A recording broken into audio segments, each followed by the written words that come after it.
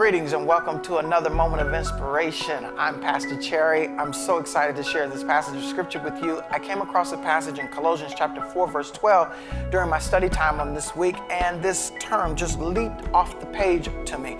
Paul was closing his letter to the Colossians, and he mentions some of his peers and what they've done with him in ministry, and he says, Epaphras wrestles in prayer for you. He says he has seen Epaphras wrestle in prayer that they would stand and be perfect and complete in all the will of God.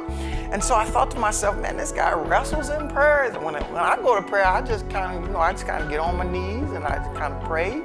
I lay in bed or I get up in the morning and I pray, but not much wrestling going on. So I began to look at this a little further and I said, wrestle.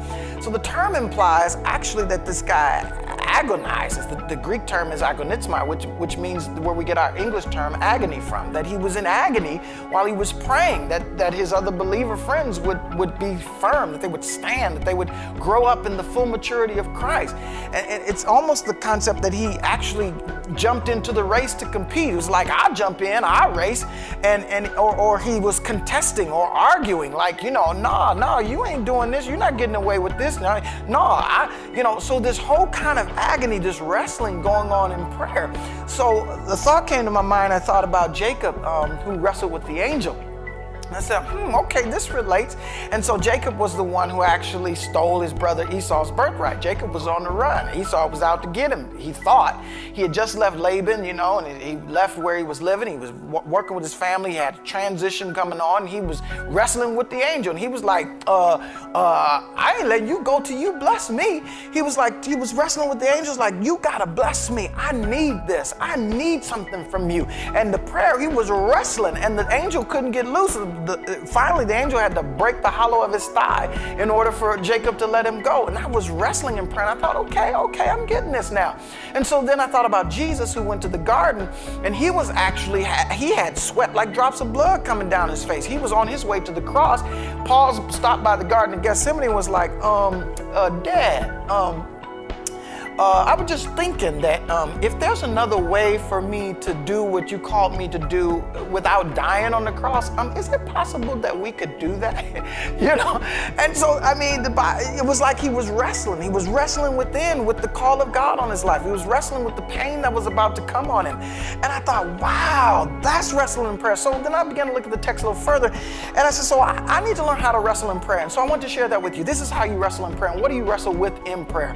So the text said, he prayed that they would, first of all, stand.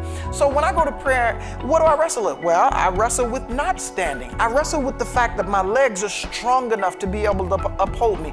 I wrestle that I'm going to be stable when I stand in front of people. And the text implies that it's a standing in front of people, a standing in front of the Sanhedrin, a standing in front of judges. It's being able to stand up under pressure. So I wrestle with the things that come to prevent me from standing up under the gun, standing up under the pressure, standing in front of my enemies, standing in front of my peers, standing in front of my family and the judges of the world. This is what I'm wrestling against. I'm wrestling with all the things that come to prevent me from standing. The second thing he said, I'm praying that you would be perfect. In other words, I'm praying that you would be in the full status, the full stature, basically be a full-grown man or woman. In that sense, be everything that God has designed you to be. Grow up to be that. So what am I wrestling against? I'm wrestling against immaturity. I'm wrestling against defects. I'm wrestling against things that would not allow me to grow in my full capacity. I'm wrestling against things that would hinder me, my limbs from growing and strengthening to the full capacity. I'm wrestling against everything that would keep me from becoming wiser and stronger and being more mature, being a full-grown person, right?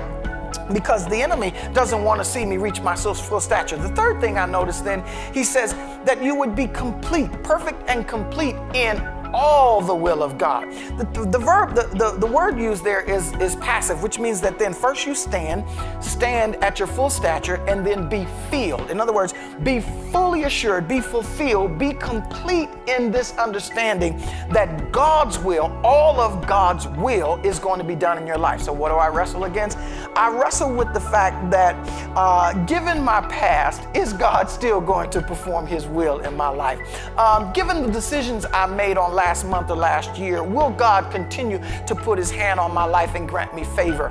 I wrestle with the fact that all of God's will actually includes me. I know I don't measure up. I wrestle with, do I actually qualify? I wrestle with my own spiritual self-esteem. I wrestle with the fact that will I be accepted by my peers and other brothers and sisters in the Lord whose lives are much better and far richer. I wrestle with the fact, is God still going to use me in the fact that I have made so many mistakes? So here in the passage, he's saying, I'm praying, I'm wrestling with understanding and being confident that when I hit the stage, that when I hit my job, that when I hit the event, there will be a full assurance and confidence in my attitude, in my demeanor, in my gait, in my stance, that God's will is being done in this life.